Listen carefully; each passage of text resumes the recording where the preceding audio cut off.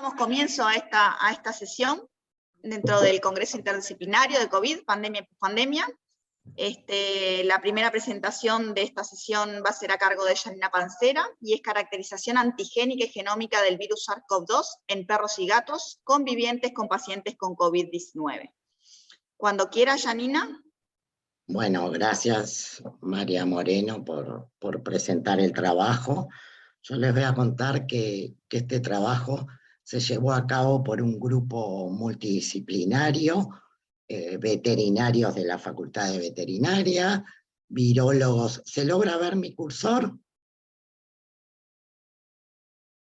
Virólogos de la Facultad de Ciencias y virólogos radicados en el exterior, y genetistas de la sección genética evolutiva de la Facultad de Ciencias a los cuales pertenezco. Además, este trabajo se realizó en el marco de un proyecto CSIC, de estos proyectos que surgieron al principio de la pandemia para atender a la emergencia sanitaria.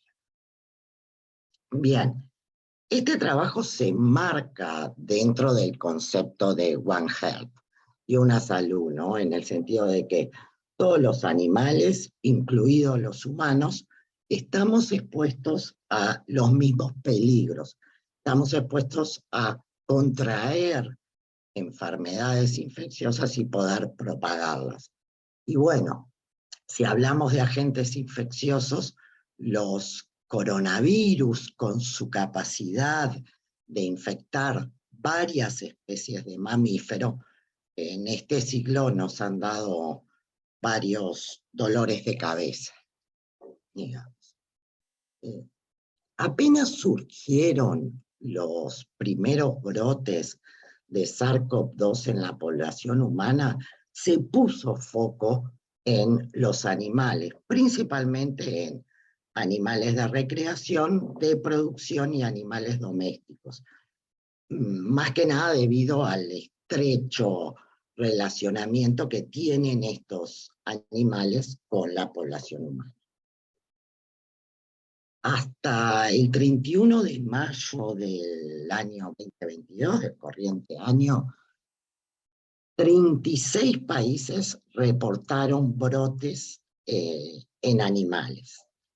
Hasta esta fecha, el 31 de mayo, han habido 676 brotes en estos cuatro continentes,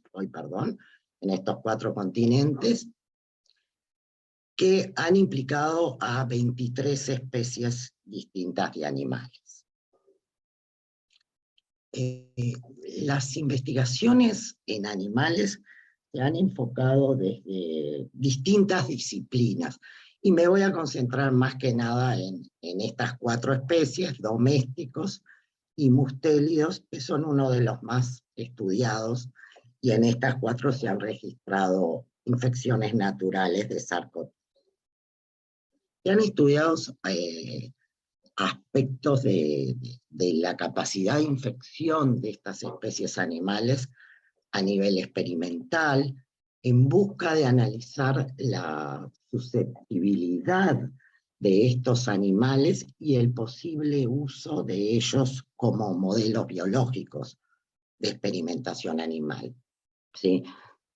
Los estudios de susceptibilidad, además, se han enfocado desde un punto de vista in silico, digamos, intentando analizar la afinidad que tiene el receptor celular de SARS-CoV-2, la enzima convertidora de angiotensina 2, en estas especies. Y se ha encontrado que los gatos y los mustélidos presentan alta afinidad. Por otro lado, existen estudios de la transmisión de estas especies a sus congéneres, ¿sí? De transmisión animal-animal. Y se ha visto que en los gatos es posible, así como en ambas especies de mustélidos, hurones y bisones. En la mayoría de los casos, que se reportaron infecciones naturales en animales, se ha visto que la transmisión provino desde los humanos hacia las especies animales. Existen muy pocos reportes que indican una transmisión de animal a humanos. Reportes en bisones, se vio que es posible que los bisones, que las infecciones en bisones naturales han mostrado una gran capacidad de dispersión del virus entre estos animales, y a su vez se detectaron 2 casos de humanos que la vía más probable de transmisión fue desde bisones a humanos. Inclusive en estas granjas se vio que los bisones fueron capaces de infectar gatos callejeros. Y recientemente salió un trabajo en el cual la situación más probable es un caso de transmisión de un gato infectado con SARS-CoV-2 hacia humanos, hacia médicos veterinarios que lo estaban manipulando. Nuestras investigaciones pusieron foco en los animales domésticos. ¿Qué estrategia de investigación usamos? Bueno, realizamos un muestreo durante los primeros 8 meses, del mes 4 al mes 12 del año 2020. Todo el muestreo se realizó en la ciudad de Montevideo y se obtuvieron muestras de matrices nasofaringeas, cloacales y sangre. En total se colectaron 15 muestras provenientes de gatos y 24 provenientes de animales. Y las muestras las podríamos agrupar en 2 grandes grupos. Aquellas que fueron colectadas de los animales, cuyos propietarios fueron diagnosticados con COVID dentro de los primeros 15 días. Ese sería el grupo 1. Y el grupo 2 se trata de muestras colectadas cuando sus propietarios fueron diagnosticados más allá de los 15 días. Luego a cada animal se le realizó un análisis clínico del estado general de salud y estudios hematológicos, y cada una de las matrices las sometimos a un screening por PCR usando un kit comercial capaz de detectar genes blancos de SARS-CoV-2. ¿Sí? En caso de encontrar muestras positivas, íbamos a hacer la caracterización genómica usando el sistema de Ultraplex PCR de ARTIC y secuenciación Illumina. Y posteriormente realizaríamos la caracterización antigénica. Bueno, encontramos que la mayoría de los animales, excepto uno, mostraban parámetros clínicos y hematológicos dentro de la normalidad para la edad que tenían los animales. Solo hubo un caso que tenía síntomas respiratorios, pero resultó negativo para SARS-CoV-2. De todas las muestras analizadas, detectamos solo en la matriz nasofaringea una muestra positiva para SARS-CoV-2 de un gato y otra positiva para SARS-CoV-2 de un perro. Ambas fueron notificadas a la OIE. Y siempre se trataban, ambas muestras pertenecían al tipo de muestras del grupo 1, ¿no? Tomadas dentro de los 15 días de que su propietario haya sido diagnosticado. Para ambas muestras realizamos la caracterización genómica, obteniendo el genoma completo de la variante que infectó al perro y el genoma completo de la variante que infectó al gato. Alineamos ambas secuencias y mostraban un 100% de identidad nucleotídica. Luego realizamos la caracterización usando la plataforma de Pangolin, y ambas variantes pertenecían al linaje P6 o B11286, que fue un linaje exclusivo de Uruguay en esa época, ¿no? Que surgió en Uruguay. Fue detectado en septiembre del 2020 y estas muestras fueron colectadas en diciembre. Fue el linaje prevalente desde septiembre a diciembre del 2020 en Uruguay. Bueno, realizamos algunos estudios filogenéticos. En este caso les muestro un árbol filogenético donde usamos todas las secuencias de humanos uruguayas publicadas en la base de datos del GISAID y pudimos constatar que las variantes de domésticos se agrupaban con variantes humanas pertenecientes al linaje P6. Si bien no pudimos acceder a las muestras de humanos, esta realidad y las datas de cuándo surgió el linaje P6 y cuándo colectamos las muestras en DOC nos permiten decir que seguramente la transmisión fue desde humanos hacia sus animales domésticos.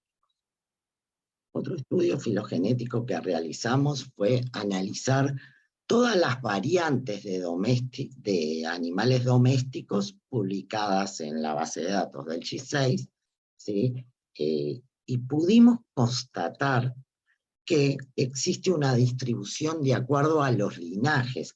Los puntos de colores indican los distintos linajes.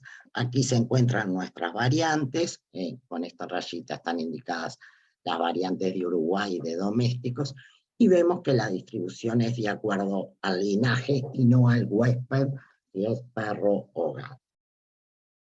Y luego realizamos estudios de virus neutralización. En el caso de la muestra del suero de gatos, pudimos ver neutralización contra la variante ancestral de Wuhan y contra Delta, y no así contra Omicron. Y en el caso de los sueros de perro, en ningún caso se observó virus neutralización. Bueno, para terminar, contarles que nosotros creemos que es altamente relevante continuar analizando la circulación de SARS-CoV-2, no solo en animales domésticos, sino salvajes, silvestres y de recreación, y hemos presentado varios proyectos con este mismo grupo multidisciplinario, y bueno, hasta la fecha hemos tenido suerte con CSIC. CSIC nos está financiando actualmente un proyecto de iniciación a la investigación, cuya responsable es Sofía Greco, que es docente de la sección genética evolutiva, y este proyecto nos está permitiendo continuar analizando la presencia de SARS-CoV-2 en perros y gatos desde enero del 2021 hasta nuestros días. Bueno, muchas gracias por escuchar, y dejo por acá, espero no haberme pasado de tiempo. Perfecto, muchas gracias, Janina, no, en tiempo estupendo. Aquí hay una primera pregunta que está buena como disparadora y es una pregunta curiosa que dice, ¿hay desarrollo de vacunas para COVID-19 de uso veterinario?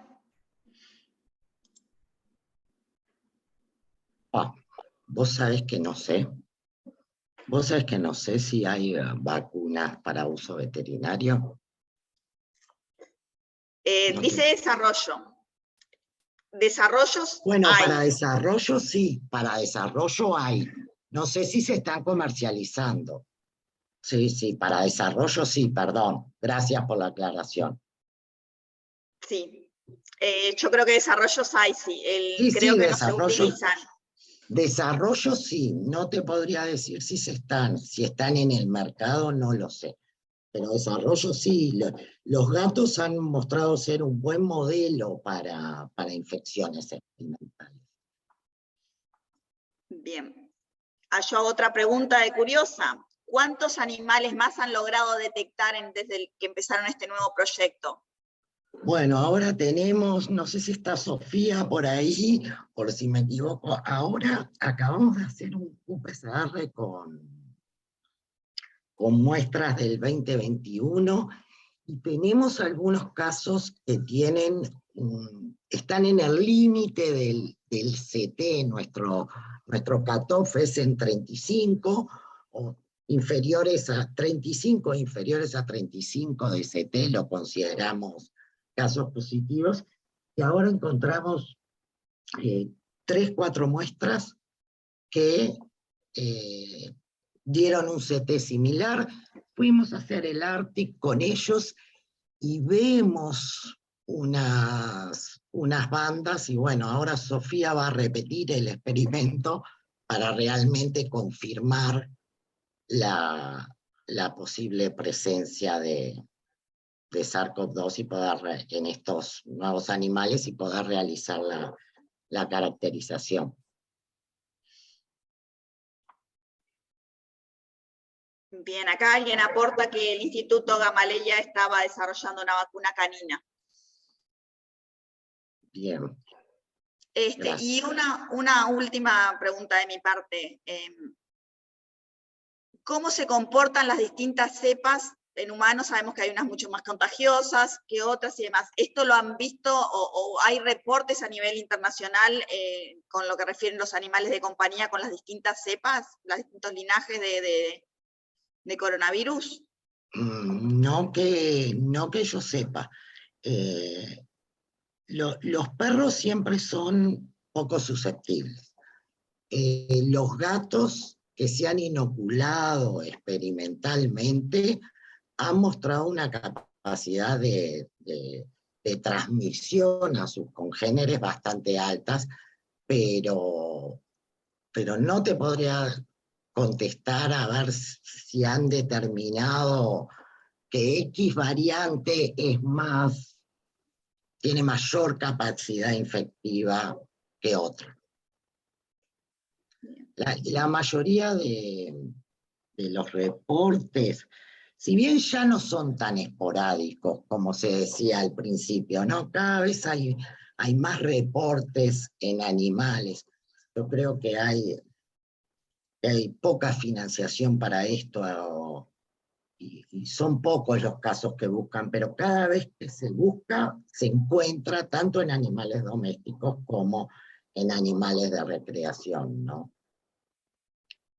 Pero no son muchas las investigaciones que hay. La mayoría de los casos son puntuales, casos aislados. De tantas muestras analizadas detectamos 2, uno en perro, otro en gato. Bien. Bárbara, muchas gracias. ¿Hay más preguntas? ¿No? Bueno, muchas gracias, Janina. Por favor. Damos paso a Florencia. A ver, Florencia, si podés compartir. Dale.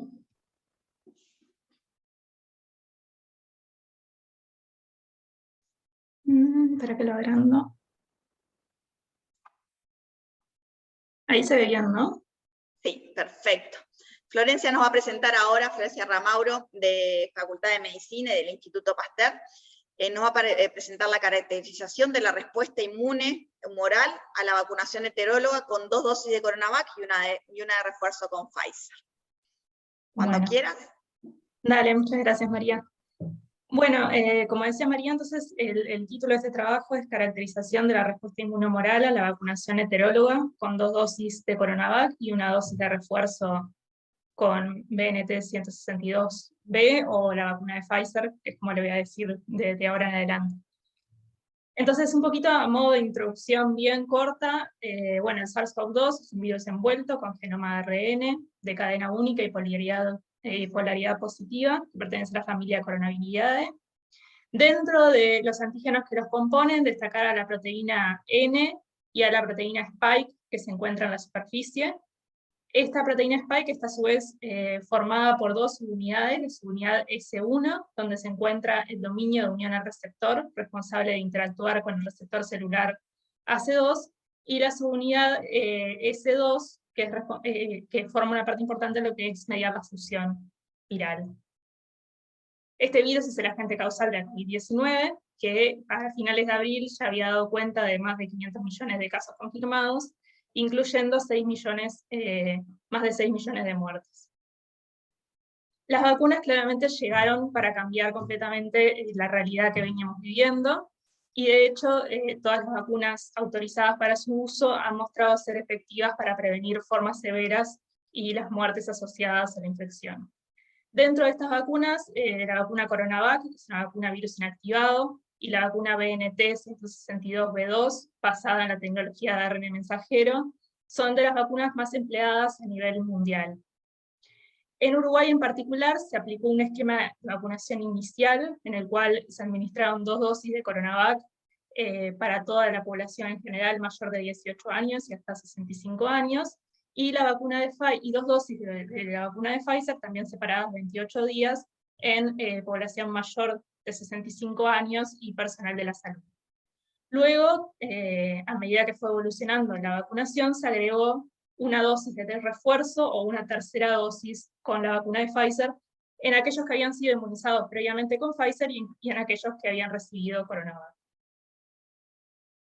Entonces, el objetivo de este trabajo, que en realidad se suscribe a un trabajo, digamos, más grande de seguimiento que se está haciendo, era analizar la respuesta inmune humoral y la dinámica de la evolución en el tiempo de esos anticuerpos anti-SARS-CoV-2 en suero frente a este esquema particular de vacunación que se empleó en nuestro país. La cohorte de seguimiento está básicamente constituida por 50 individuos, de los cuales 60% son mujeres y que tienen una edad media de 40 años, en los cuales no hay, digamos, grandes patologías asociadas, por lo tanto se puede considerar como una población sana, los cuales se vacunaron voluntariamente en un esquema de vacunación heteróloga en el cual recibieron 2 dosis de Coronavac y luego una tercera dosis de la vacuna de Pfizer. En estos individuos se realizaron 5 extracciones, una extracción pre-vacunación, una extracción aproximadamente 14 días luego de la inmunización con Coronavac o con la vacuna de Pfizer, una extracción 75 días después de esa segunda dosis, y luego una extracción 14 días después de la tercera dosis con Pfizer y 75 días después de esa tercera dosis. Lo primero que evaluamos fue la presencia de anticuerpos específicos anti-RBD de tipo IgG mediante el empleo de un kit de ELISA llamado COVID-19 IgG Quant-ELISA, que fue desarrollado durante la pandemia por el grupo de trabajo interinstitucional formado por investigadores de la UDELAR, el Instituto Pasteur y la compañía TGen. Entonces, lo que encontramos, bueno, es que pre-vacunación, todos los individuos analizados eran negativos para la presencia de anticuerpos. Luego, temprano, luego de la administración de la vacunación, se encuentra que todos los individuos que analizamos pudimos detectar la presencia de anticuerpos específicos. Los títulos alcanzados eran más altos cuando habían sido inmunizados con la vacuna de Pfizer comparado con Coronavac. Y cuando íbamos a ver qué sucedía 75 días después, veíamos que en ambos casos, ya sea con la vacuna de Pfizer o con Coronavac, se veía una disminución importante en lo que era el título de anticuerpos. Esto claramente era más significativo en el caso de Coronavac porque partíamos de un nivel también inferior de anticuerpos. Cuando fuimos a ver qué era lo que sucedía luego de administrar esa tercera dosis de Pfizer a aquellos individuos que previamente habían recibido la vacuna de Coronavac, veíamos que se produce un aumento significativo en los niveles de anticuerpos de aproximadamente 20 veces temprano luego de la administración de esa tercera dosis. Cuando vamos a ver qué sucede más adelante, vemos que de nuevo hay una caída en los niveles de anticuerpos, pero igual el nivel al que caen es significativamente superior incluso al luego de la segunda dosis con Coronavac. En este caso podemos ver que, más allá de las diferencias individuales, todos los individuos analizados siguen el mismo comportamiento en los distintos momentos luego de la vacunación. Y lo que queríamos saber era, bueno, qué pasaba con la capacidad neutralizante de esos anticuerpos, y para esto empleamos un ensayo de neutralización sustituta, en el cual básicamente lo que podemos analiza si esos anticuerpos son capaces de impedir la interacción entre el RBD y el receptor AC2. Y lo que observamos es un comportamiento muy similar a lo que sucedía con los niveles de inmunoglobulinas de tipo G. Vemos que encontramos una capacidad neutralizante luego de la segunda dosis, la misma cae un tiempo después, con la tercera dosis aumenta significativamente y luego vuelve a caer. Estos patrones son muy similares y de hecho con lo que sucedía cuando veíamos los anticuerpos por ELISA, y de hecho encontramos una muy buena correlación entre ambos ensayos. Además, queríamos caracterizar un poco más, no solo estos parámetros, sino ver qué sucedía en el global de lo que es la respuesta de anticuerpos, y también se evaluó la interacción de estos anticuerpos anti-RBD con el RBD por SPR vía COR.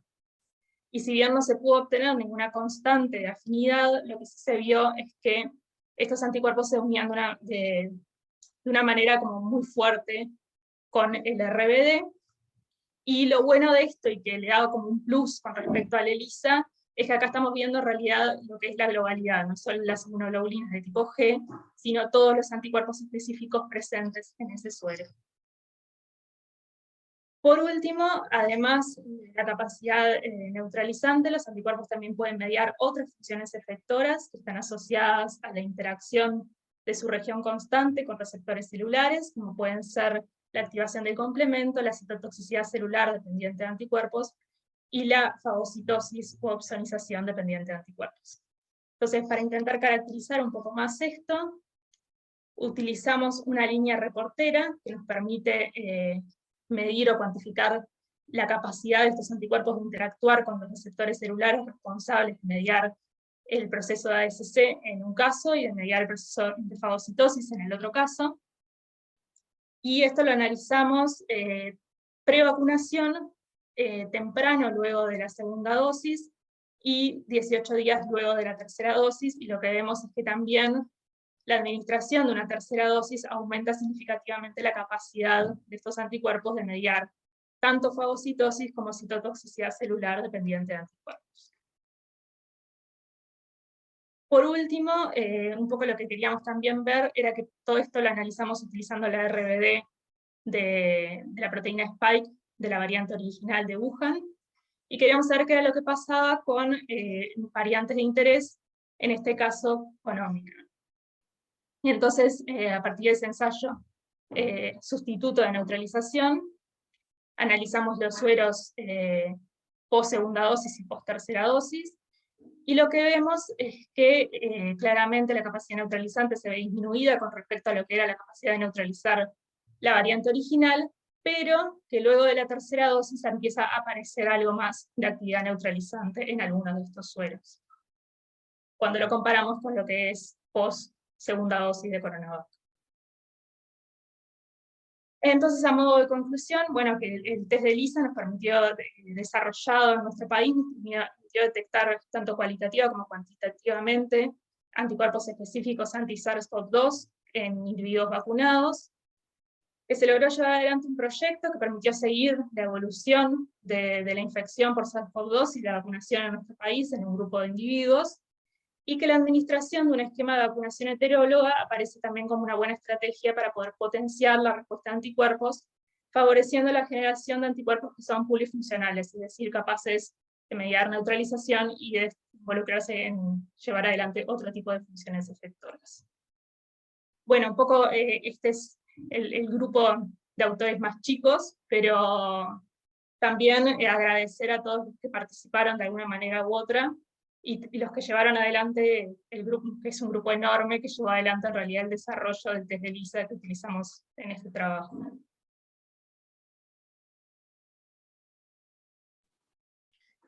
Muchas gracias, Florencia. Muy claro. Y hermoso trabajo, dicho sea de paso. ¿Alguien tiene preguntas? ¿No hay preguntas? ¿No? Yo aprovecho a hacerte una pregunta. Dale. Muy técnica la mía. No puedo evitarlo. Los ensayos que hiciste de fagocitosis y de ADCC, con líneas reporteras, no podés, digamos, de alguna manera, modificarlos para ver fagocitosis y ADCC particularmente debido a la unión de esos anticuerpos al patógeno. ¿Me expliqué? Para poder ver si hay diferencias también en las funciones efectoras, no solo de los anticuerpos en su función de neutralizar la cepa de Wuhan respecto a Omicron y demás, sino también que pueda haber dificultades también a la hora de fagocitar o mediar ADCC. Sí, en realidad por cómo está diseñado el ensayo, es básicamente cambiar el antígeno y se podría emplear para usar con otras variantes, sí. ¿Y esperás que te cambie o no esperarías que te cambie? Creo que cuando vamos a ver, o sea, en este caso que estamos evaluando los anticuerpos dirigidos contra el RBD, puede que sí, o sea, probablemente sí cambie. Si fuéramos a ver los anticuerpos dirigidos contra la proteína Spike en su totalidad, capaz que ahí las diferencias no serían tan grandes. Porque de hecho se ha visto que hay anticuerpos que están dirigidos contra otros sectores de Spike, que no es el RBD, que son capaces de mediar funciones efectoras y estarían más conservados entre las distintas variantes. Que por eso también es interesante ver no solo la neutralización, sino ver también lo demás. Bien. ¿Alguna otra pregunta? ¿No? Quizás sí me parece relevante una de las gráficas que mostraste muy al pasar de la correlación que hay entre los títulos de anticuerpos y los anticuerpos neutralizantes con este tipo de ensayo, que fue una discusión que tuvimos, no sé, horas y horas, Otto podrá decirlo, sobre qué usábamos de correlato de protección y demás de vacunación. Al día de hoy, ¿a ti qué te parece que podría ser un buen correlato de vacunación para poder analizar de aquí en adelante a muchos años? Porque bueno, ahora tenemos que repensar en si son necesarios boosters o no boosters y demás. ¿Cuál te parecería a vos, después de hacer este estudio, que podría ser un buen correlato de protección, si lo hay, o te parece que no, o habría que seguir buscando? Creo que en realidad habría que seguir profundizando, pero en principio, como algo muy general, creo que los niveles de anticuerpos no son, o específicos contra el RBD, no son una mala medida, o un mal indicador, digamos, de protección. Después está todo ahí, digo, está toda la variación que puede llegar a haber, está la aparición de variantes, hay un montón de otras variables que habría que tener en cuenta. Que de hecho creo que es lo que viene dificultando, que tampoco hay como pistas muy claras de decir cuál es exactamente el correlato de protección frente a la vacunación. ¿Y ustedes van a seguir más allá del día 75 a estos pacientes, a estas personas voluntarios? O... Es que en realidad sí, los venimos siguiendo, porque son extracciones, digamos, periódicas. Hicimos una en mayo, y está programada otra en noviembre, que digamos que ya va a ser bastante más tiempo desde la tercera dosis. También lo que pasó en el medio es que muchísima gente tuvo COVID o se dio la cuarta dosis, entonces ahí empiezan a jugar otras variables también. Ah, bien. ¿Alguien más tiene alguna pregunta para hacerle a Florencia? ¿No? Bueno, si no, de nuevo, muchas gracias, Florencia. Y nos movemos hacia adelante. Rubén. Hola. Hola. Buenas tardes. Buenas tardes. Fíjate a ver si puedes compartir correctamente. Perfecto. Vamos a ver.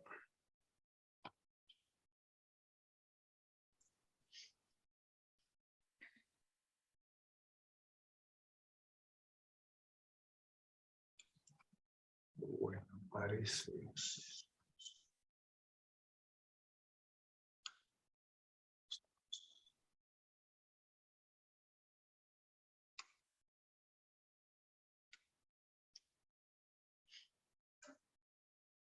¿Quedó ahí? Sí, yo veo. Bien. Perfecto, debería de empezar. A ver, en realidad no sé por qué. No veo la primera ahora slide, sí. creo que...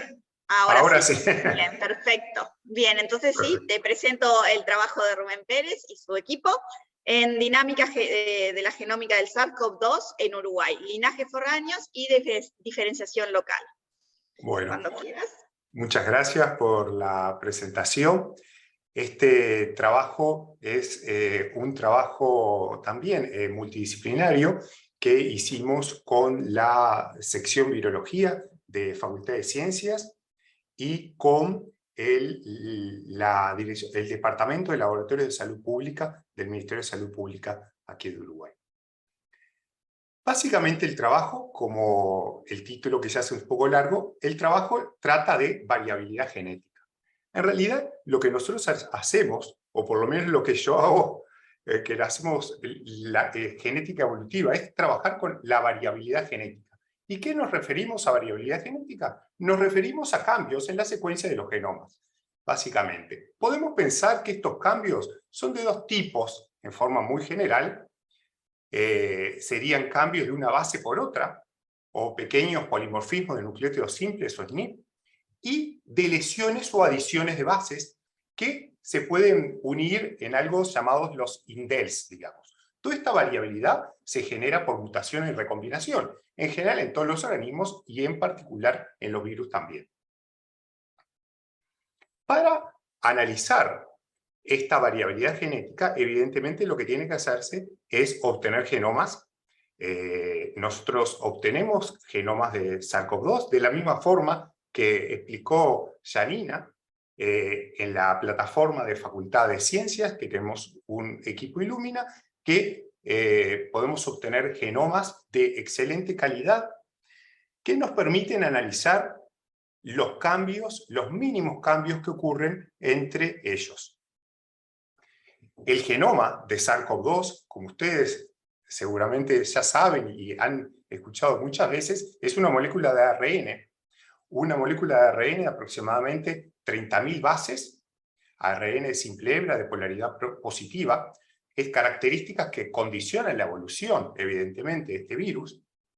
En forma muy general, 2/3 de este genoma, el extremo 5', codifica para las proteínas implicadas en la replicación y expresión de este genoma.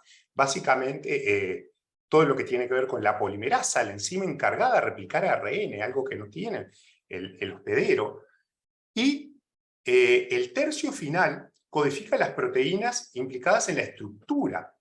Estamos hablando de la proteína de la espícula, de la proteína de membrana, nucleocápside, envoltura. Y también codifica una serie de proteínas que se denominan proteínas accesorias. Existen genes o marcos abiertos de lectura, ORF, como se denomina, que codifican proteínas accesorias. Estas proteínas accesorias, su función todavía no está muy clara, pero discutiré algo más adelante. Bueno, obteniendo estos genomas, lo que se puede hacer es, evidentemente, empezar a compararlos entre ellos. Nosotros obtuvimos genomas desde los primeros casos que se detectaron en Uruguay hasta casos más recientes de, digamos, el lapso de tiempo ha sido alrededor de 2 años. En forma resumida, les traigo lo que observamos. Acá intenté seleccionar los linajes principales. Nuestros resultados han sido obtener alrededor de 150 genomas de excelente calidad que a lo largo de la pandemia fueron cambiando, pertenecían a distintos linajes. Al principio inicial, digamos, los primeros días encontramos un linaje conocido como A, y después cambiaron todas al linaje conocido como B. Este linaje, los distintos linajes dentro de B, de este grupo B, también han ido evolucionando. Y al principio teníamos variantes, como eran los linajes B1133 o B1128, que después, a medida que pasaba el tiempo, eran reemplazados. Y en Uruguay, como pasó también en otros lugares, eran reemplazados por variantes de preocupación, como fueron, por ejemplo, la variante gamma o P1, posteriormente fue la variante Delta y más recientemente la variante Omicron. Estas variantes iban reemplazando, eran variantes que se habían desarrollado o habían evolucionado en otros países y iban invadiendo, básicamente ingresando al país y reemplazando variantes anteriores. Esta es una dinámica que se observa en en varios virus. Nosotros hemos trabajado con varios virus que muestran una dinámica similar de invasión y reemplazo de variantes, y en este caso realmente ocurre así como ha ocurrido en otras partes del mundo. El análisis de esta variabilidad es interesante, no solamente para describir los linajes y ver cómo estos han ido evolucionando, sino para analizar el origen de las variantes y también sus rutas de dispersión.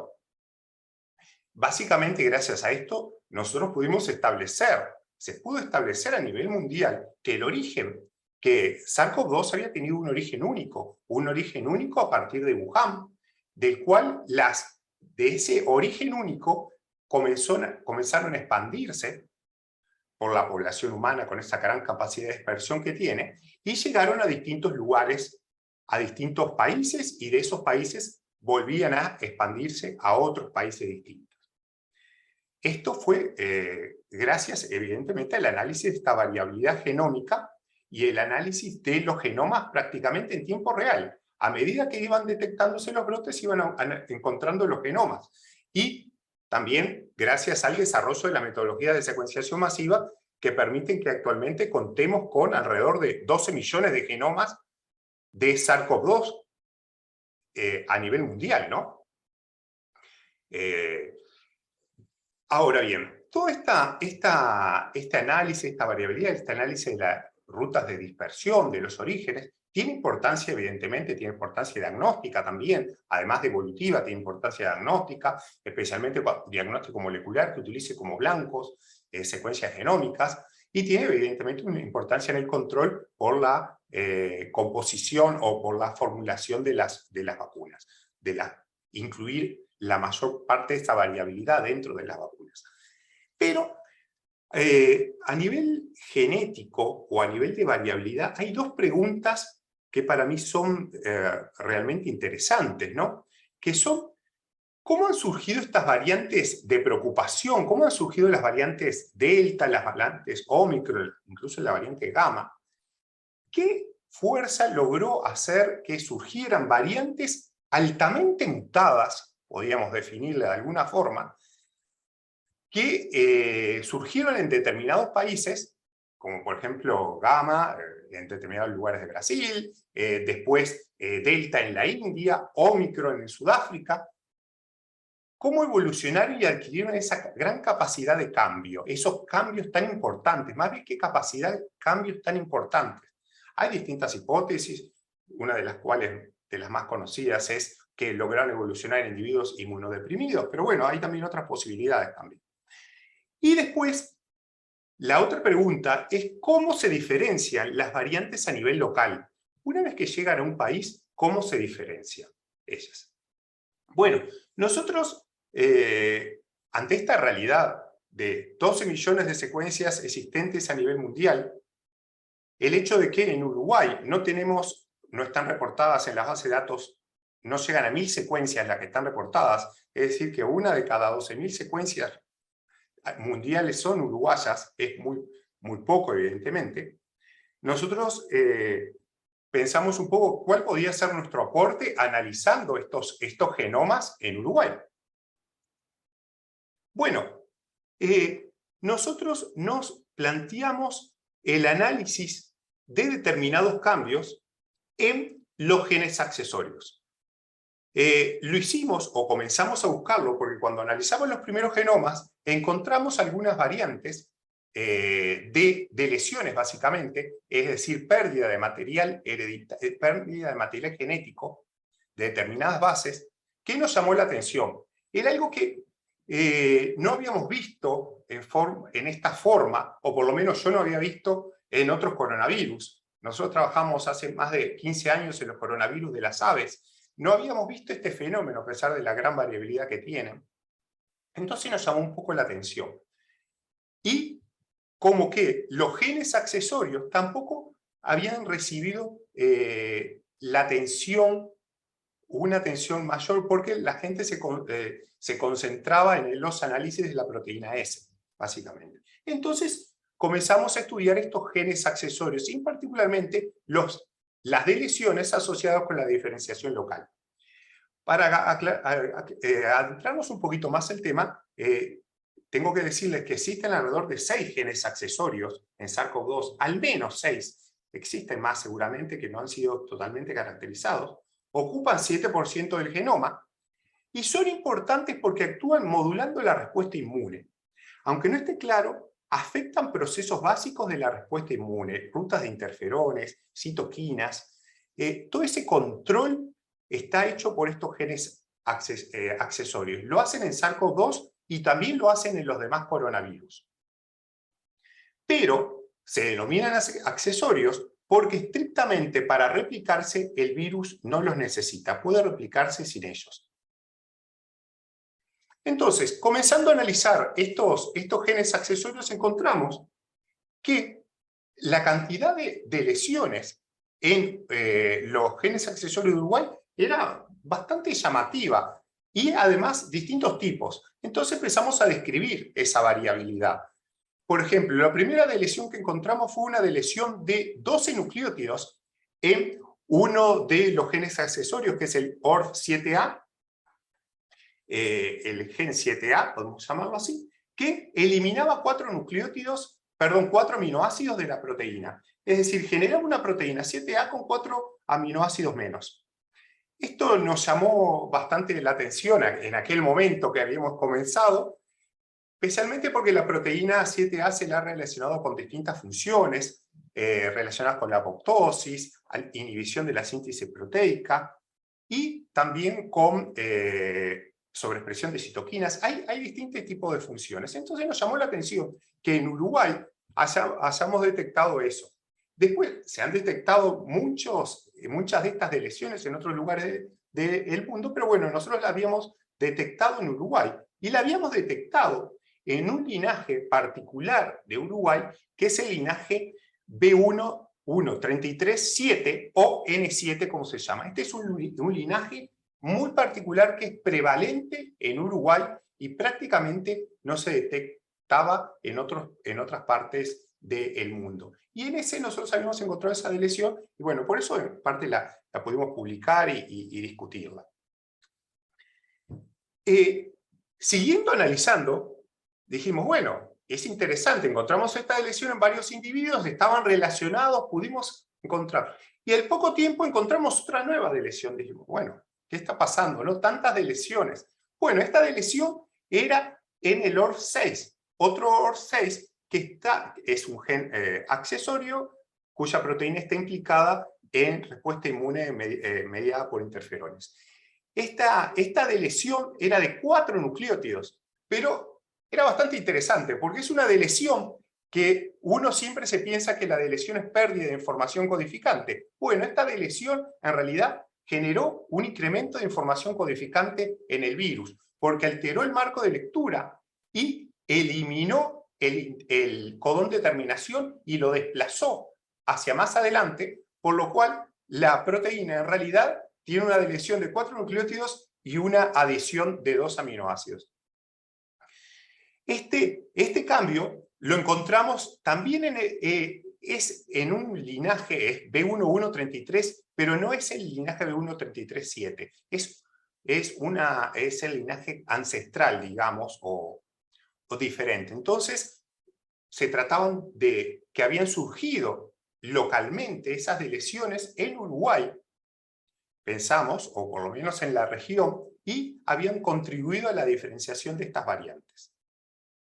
Posteriormente, seguimos analizando y encontramos algo bastante interesante, por lo menos a mí me pareció bastante interesante, que es que individuos que estaban deleteados, tenían esa deleción de 12 nucleótidos, sufrían una deleción adicional. Algunos individuos sufrían una deleción adicional No sabemos si es compensatoria o por qué, pero la sufrían, de lesión de 68 nucleótidos. Entonces, estos individuos tenían una deleción de 12 nucleótidos y sucesivamente, posteriormente, adquirían una deleción de 68. Y lo interesante es que la unión de estas dos deleciones formaba un gen fusionado. El OR7A se unía al OR7B. Entonces teníamos que SARS-CoV-2 había logrado, de alguna forma, unir dos de sus genes accesorios para formar un único gen. Y generar una proteína que en teoría conservaba los dominios importantes, porque 7A tenía un dominio transmembrana y 7B también. Y ahora, al deletearse, 7A eliminaba su dominio transmembrana, pero adquiría el dominio transmembrana de 7B. Eso por lo menos nos pareció interesante y sumamente llamativo, esta ocurrencia de lesiones sucesivas en relativamente un bajo número de muestras que había analizado. Bueno, la sorpresa fue que cuando analizamos cepas de variante Delta, que lo hicimos a fines del año pasado, nos encontramos con variantes que tenían deleteados 3 genes accesorios. Deleteaban 872 nucleótidos. Encontramos 6 variantes que deleteaban 872 nucleótidos. Eliminaban el gen 7A, 7B y el 8. Esta es la deleción más grande que se ha visto en SARS-CoV-2 y pocos meses antes la habían observado en otras cepas Delta en Europa. Entonces, bueno, a nosotros nos llamó la atención, empezamos a analizarla con un poco más de detalle y nos encontramos que esta deleción está flanqueada por secuencias regulatorias de la transcripción, que son secuencias TRS, que son secuencias que son utilizadas por SARS-CoV-2 como sitios de salto de la polimerasa, básicamente, para generar subgenomas implicados en la expresión génica. Y pensamos que la deleción surge en este caso porque la polimerasa llega a este TRS, salta, se disocia y se vuelve a asociar al TRS que está localizado posteriormente. Es una variación de un mecanismo de recombinación por, digamos, por copy choice, pero sobre la misma molécula de ADN, que genera una deleción. Esa es la hipótesis con la que estamos trabajando nosotros. Y también tenemos una hipótesis de cómo se originó, pero bueno, esto lo presentaré en algún otro momento. Bueno, en resumen, las conclusiones de nuestro trabajo es que las deleciones de los genes accesorios han tenido un rol importante en la diferenciación local, en Uruguay justamente, ¿no? Estas deleciones son muy llamativas ya que cambian el tamaño, cambian la región codificante, fusionan genes y son capaces de eliminarlos completamente, todos en genes accesorios. Esto demuestra de alguna forma que los genes accesorios son una fracción extremadamente dinámica del genoma de SARS-CoV-2 que seguramente nos va a deparar muchas sorpresas en esta evolución, en esta dinámica particular de evolución que tiene este virus. Bueno, es eso. Por supuesto, quiero agradecer a todo el grupo y también la financiación de este proyecto que fue, al principio, la Fundación Manuel Pérez nos financió este proyecto. Bueno. Muchas gracias, Rubén. ¿Hay preguntas?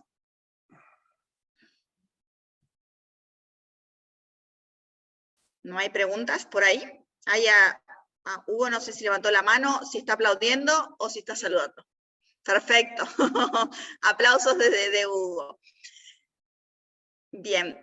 Quizás yo sí tengo una pregunta, y es, estas nuevas variantes que surgen, o como le llamás vos, digamos, de lesiones de variación local.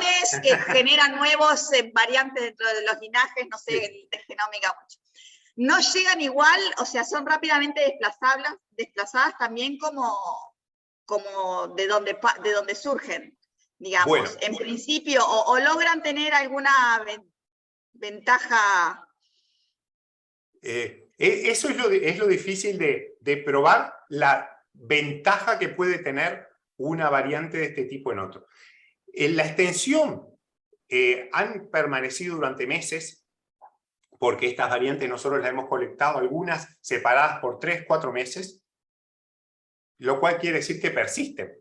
Pero lo que no son capaces, por lo menos estas, no son capaces de evitar los reemplazos generales por variantes de preocupación, porque las variantes B1, 1.33 fueron reemplazadas por P1, que es una variante de preocupación. Estas variantes que surgen en un país con mayor número de cambios en general y con una capacidad de dispersión mayor. Llegan, reemplazan y barren con las variantes anteriores.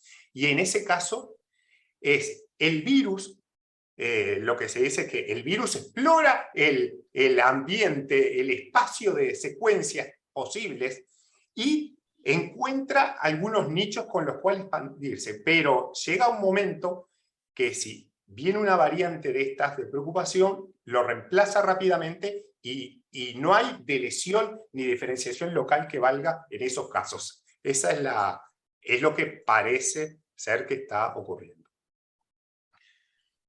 Bien, aquí hay una pregunta, sí, y es, ahí está, si se puede desarrollar un poquito más, sobre lo que se sabe de la función biológica de estos genes accesorios. Bueno, si uno ve la bibliografía, encuentra que se lo han asociado a distintas funciones. Por ejemplo, hay hipótesis, regulación de la apoptosis, digamos, ser antagonistas de moléculas que generan la apoptosis, que generan la muerte en general, está asociada con la infección viral de la célula, y se dice que estos genes, los productos, son capaces de detener ese proceso apoptótico para darle tiempo a que el virus se replique. Entre esas son algunas de las funciones. Después, que actúan como reguladores o afectan las rutas de, por ejemplo, la síntesis de interferones en distintos puntos para, de alguna forma, modular esta respuesta. Pero la realidad es que, si bien se habla también de que están involucrados en el proceso de atenuación, el hecho de que encontremos algunas variantes que no tengan 3 de esos genes a los cuales se les ha asignado distintas funciones, quiere decir que el virus es extremadamente robusto. Puede manejar, quizás con funciones superpuestas, otras moléculas que van adquiriendo nuevas formas, reemplazar eso de alguna forma y seguir siendo extremadamente efectivo.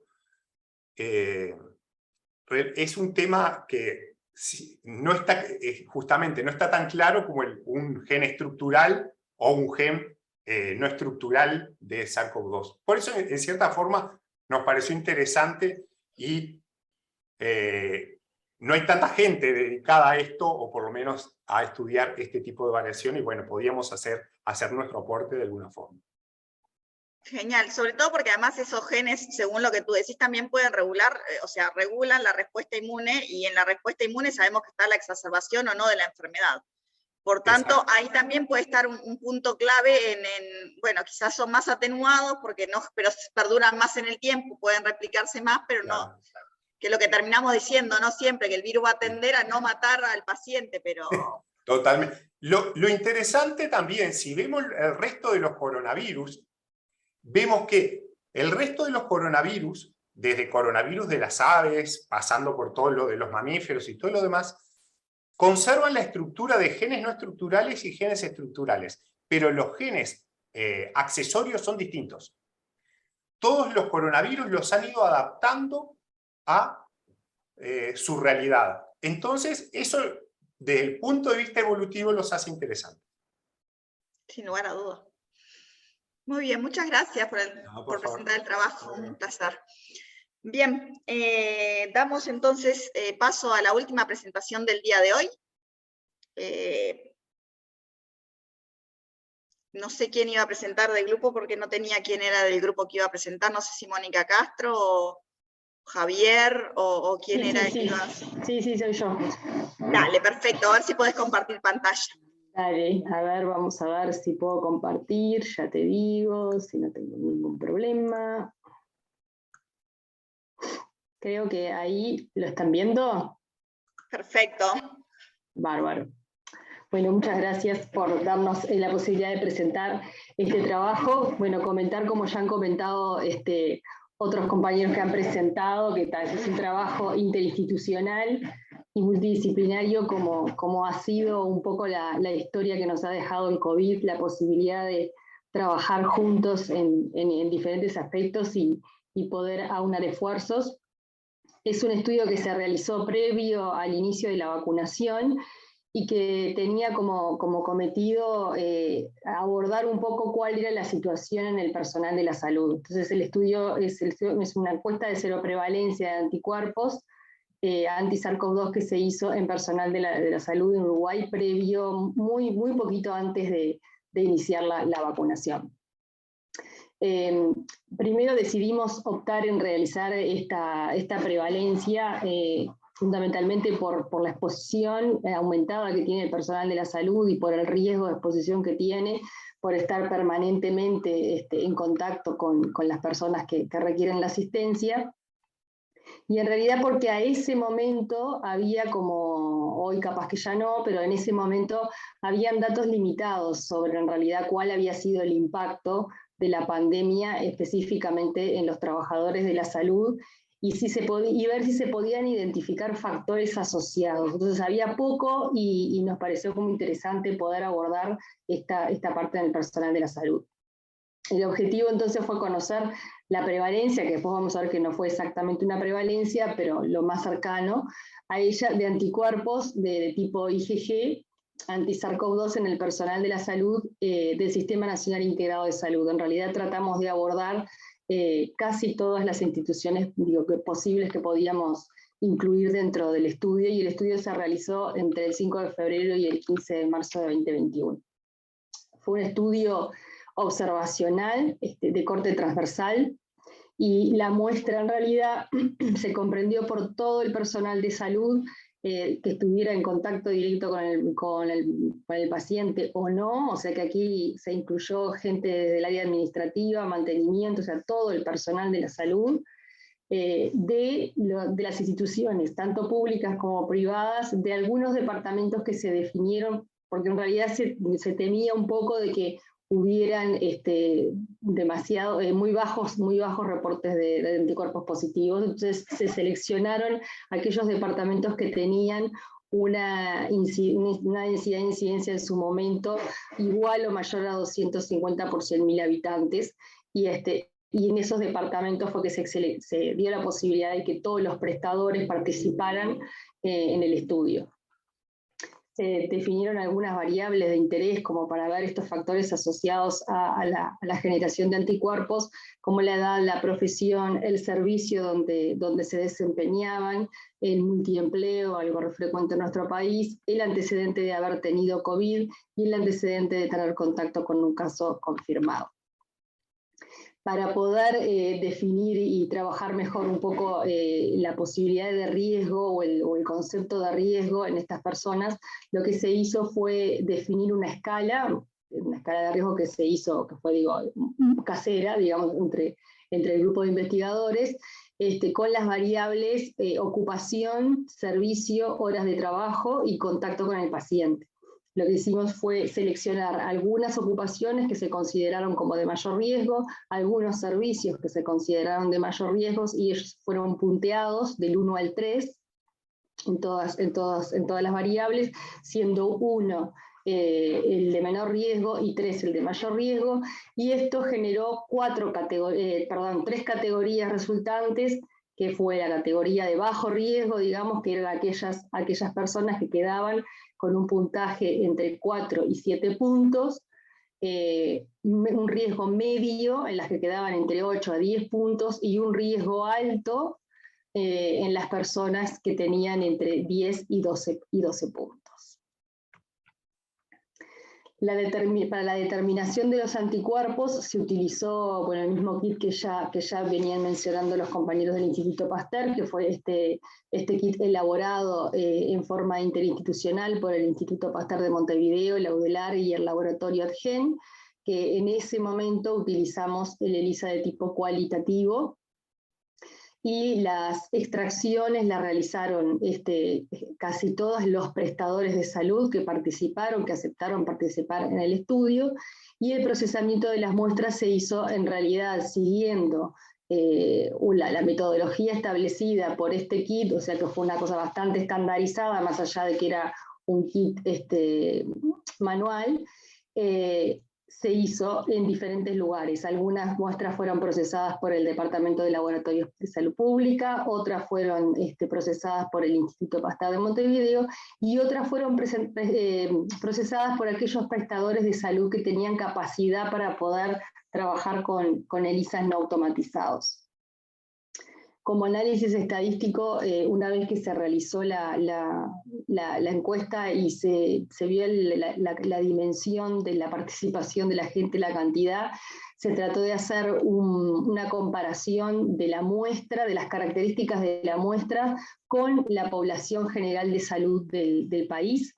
Y entonces se utilizó la base de personal de salud nacional, que la tiene, el padrón que tiene la División de Evaluación y Monitoreo del personal de salud del Ministerio de Salud Pública, y lo que se hizo fue utilizar un estadístico, la diferencia estandarizada porcentual, para balancear, para ver cómo estaban algunas características, como fueron, por ejemplo, la edad, el sexo, la ocupación, para ver qué tan representativa podía ser nuestra muestra con relación a la población de salud en general del país. El resto de las variables se trabajaron con proporciones, sus intervalos de confianza, se usaron los test de chi cuadrado y test de Student dependiendo de cada tipo de variable. Y por último se realizó un modelo de regresión logística binaria para ver la asociación de la generación de anticuerpos con estas variables, con algunas de las variables de interés que mencionamos. Dentro de los resultados, participaron en el estudio un total de 73 prestadores, pertenecientes todos a estos departamentos que cumplían la característica de la densidad de incidencia, y se obtuvieron un total de 17.630 muestras entre las procesadas por los distintos lugares que les mencioné. Y el estudio de la representatividad en realidad encontró un porcentaje de diferencia estandarizada menor al 10% en la gran mayoría de las variables, por lo cual se consideró que la muestra en sí tenía unas características muy similares a las características de la población general del personal de salud en el país. Algunas de las características que tuvo nuestra muestra, el 60% eran de Montevideo, la media de edad fue de 43 años y el sexo prevalente en el estudio fue el sexo femenino. La gran mayoría contaba con un solo lugar de trabajo, 77% de ellos, o sea, la mayoría reportó tener contacto con pacientes, o sea, tener una actividad que tuviera contacto con pacientes, y el 60%, 63% de las personas estaban en una carga laboral de entre 20 y 40 horas semanales. De las ocupaciones, los que más participaron en la encuesta fueron los enfermeros y los médicos. En la enfermería están la enfermería profesional y auxiliares, los médicos y el personal administrativo y de dirección, que en realidad involucraba también todo lo que era personal de registros médicos, personal de admisión, que no tiene una función específica de atención directa con el paciente, pero que sí tenían contacto con los usuarios. Otra característica, el 39% de ellos manifestaron tener algún tipo de comorbilidad, y cuando se hizo la distribución de ese índice o escala de riesgo que se elaboró, el 57% de los participantes estaban en el riesgo alto, digamos, pertenecían a lugares de mayor riesgo. Y de ellos el 4% tenía el antecedente por PCR de haber cursado COVID.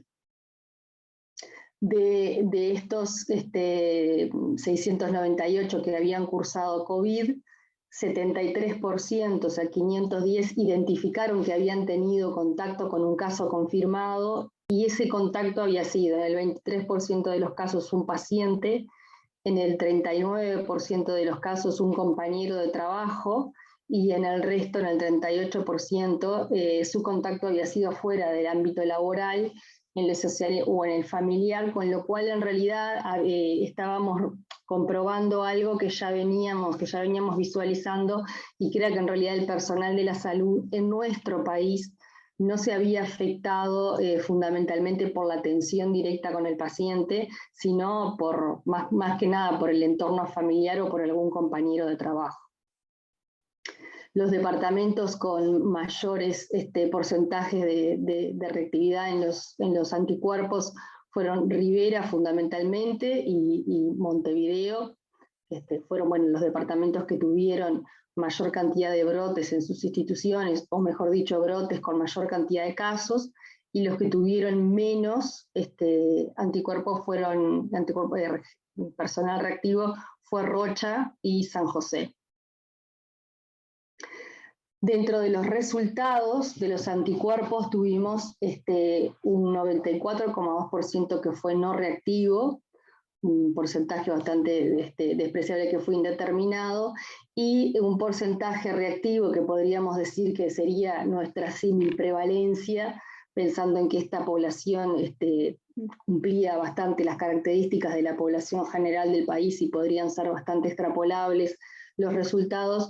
Esta sería nuestra prevalencia de personal de salud en el periodo que se hizo la encuesta, siendo menor para mujeres 5,2% y mayor para los hombres 7%, con una diferencia estadísticamente significativa entre ambos sexos. Las personas, el personal de salud que tuvo resultados de anticuerpos reactivos fueron en su mayoría, el mayor porcentaje, de servicios de cuidados intensivos e intermedios y del área COVID. O sea que en realidad el mayor porcentaje se dio en los servicios con mayor riesgo, con mayor exposición.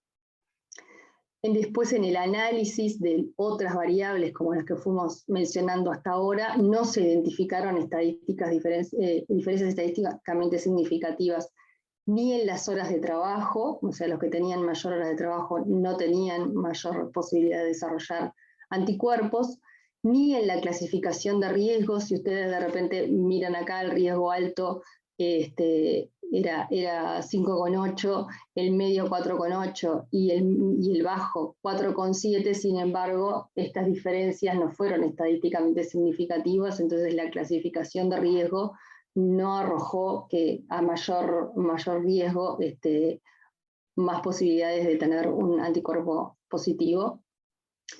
Y el personal que mantiene contacto directo con el paciente tampoco tuvo una diferencia estadísticamente significativa versus el que no lo tenía.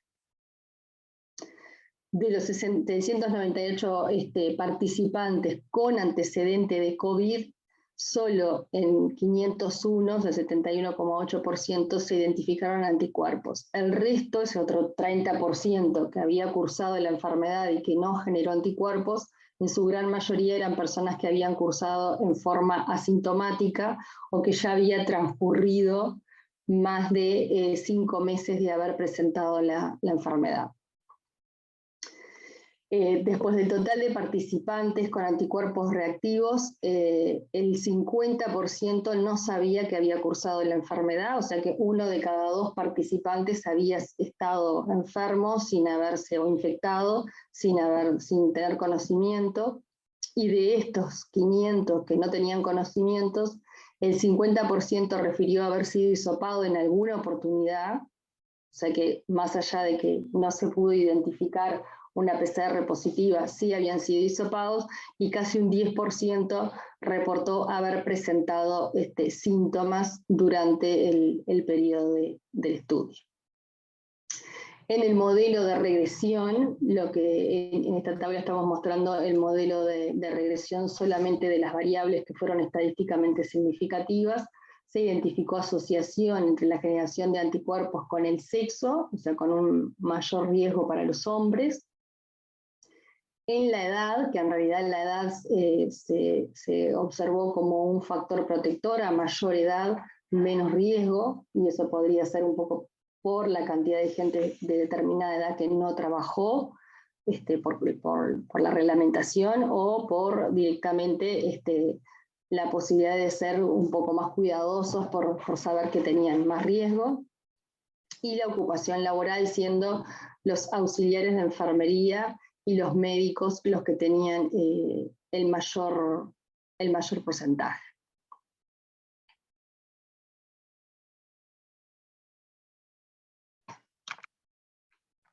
Bueno, no me está queriendo pasar. A ver, ¿por qué no quiere pasar? Ahí, bien. Entonces, como conclusiones generales, bueno, este fue un poco el primer estudio de seroprevalencia que hicimos en el personal de la salud, que tuvo una importante participación con casi 18.000 muestras y con una respuesta muy buena desde los prestadores de salud. Se identificó que la principal fuente, o se confirmó, porque era algo que ya lo veníamos viendo, la principal fuente de infección no fue la atención directa de los pacientes. La prevalencia, si bien no es exactamente la prevalencia, pero se podría decir que nuestra prevalencia fue menor a la reportada en otros países, como los trabajos realizados muy similares en España, en Inglaterra y en Estados Unidos. Y bueno, algunas de las posibles explicaciones de tener un porcentaje menor de prevalencia podrían estar dados porque, bueno, el país instrumentó la teleconsulta muy rápidamente, con lo cual limitó bastante y controló bastante la exposición del personal. El haber puesto como normativa el uso permanente de las mascarillas en todos los servicios de salud. Las escasas dificultades que hubieron con el suministro de equipos de protección personal, que si bien hubieron algunos momentos durante la pandemia en los cuales hubo escasez de algún suministro, fue muy corto, muy breve, y rápidamente el país se pudo hacer de material suficiente. La estrategia de separación de las áreas COVID del resto de las áreas de internación, con lo cual eso llevaba a tener un personal más entrenado, más preparado, y con todos los recursos necesarios para cumplir eso. Y bueno, también el apoyo de los equipos de respuesta rápida ante los brotes que hubieron en las instituciones de salud. Y bueno, como agradecimientos, agradecemos fundamentalmente primero a todos los que participaron en el estudio, y también a las instituciones que fueron, la verdad, que las que permitieron que este estudio se realizara y que obtuvieron todas las muestras, para algunos procesaron y otras para ser procesados en los diferentes lugares. Muchas gracias.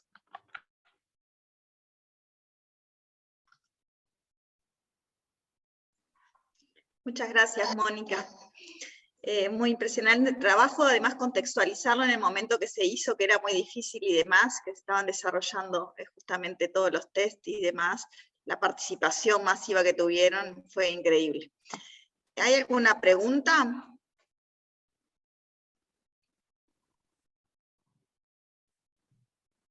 ¿No hay preguntas? Perfecto. No. ¿No hay ninguna pregunta entonces?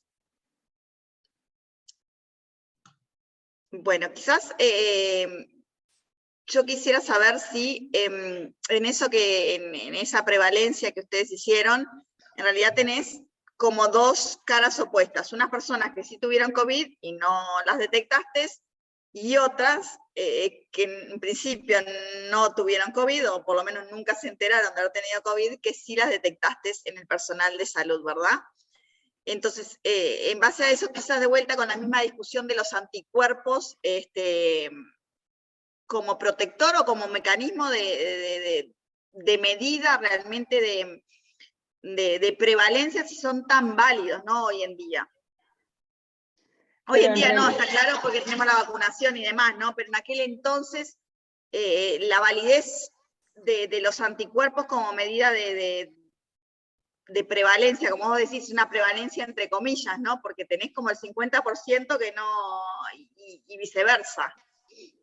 Sí, en realidad, bueno, o sea, a nivel individual no tienen como ningún valor, pero nos aproximó, por lo menos nos aproximó a saber cuál había sido el impacto, que era algo que en realidad cuando empezaron a surgir todos los brotes en las instituciones de salud, que en un momento se llegó a dar que habían varias instituciones con brotes, e incluso algunas con brotes con una cantidad importante de funcionarios, y eso impactó muchísimo en lo que fue la dinámica de las instituciones, en tener que suspender actividades, en todo lo que fue la reorganización y redistribución del personal. Fue una inquietud importante en su momento, y en ese sentido, sí tuvo una validez, porque bueno, por lo menos, o sea, mostró cuál había sido la real dimensión, y quizás podríamos, no es el cometido de este trabajo, pero sí podríamos trabajar en base a los resultados de estos estudios, en prever cómo se pueden hacer situaciones futuras, si se vuelven a dar, cómo encarar esto, obviamente las cosas que se hicieron bien, rescatarlas y tenerlas a la mano, porque fueron parte de que la prevalencia no fuera tan grande como en otros países, y analizar estos factores que en realidad no fue la atención directa del paciente lo que generó los casos en los servicios de salud, o no la gran mayoría. Entonces, en realidad aportó una serie de información que consideramos que es de valor para ahora, hoy no la tiene, pero sí para futuro, de lecciones aprendidas como para poderlas implementar, porque no estamos libres de que nos vuelva a pasar alguna otra cosa en algún momento. No, yo creo que sí, de que es un trabajo de muchísimo valor, y justamente por eso digo contextualizarlo al momento en que se llevó a cabo el estudio, en que arrojó mucha información o muchos datos que fueron importantes a la hora de discutir, ¿no? En las aproximaciones de las vacunaciones, en las aproximaciones de cómo trabajar y demás. Creo que sí, que fueron bien relevantes. Me pregunto si en ese momento que muchos trabajos se basaron en la detección de anticuerpos como dato de prevalencia, si realmente era válido en vista a los resultados que se han obtenido, digamos, y que han obtenido en otros lados. Simplemente eso. Bien de bien. ¿Alguna otra pregunta? Bueno, si no, damos por concluida esta sesión del Congreso, y agradecerles mucho a todos los aportes y las presentaciones de los trabajos que sin lugar a dudas fueron hechos con mucho esfuerzo, pero como muchos dijeron, tienen a su favor ese trabajo interdisciplinario que logramos hacer todos los uruguayos en la época de la pandemia, que un valor agregado que nadie nos lo quita en este momento. Así que gracias a todos, y bueno, nos estamos viendo en otras sesiones.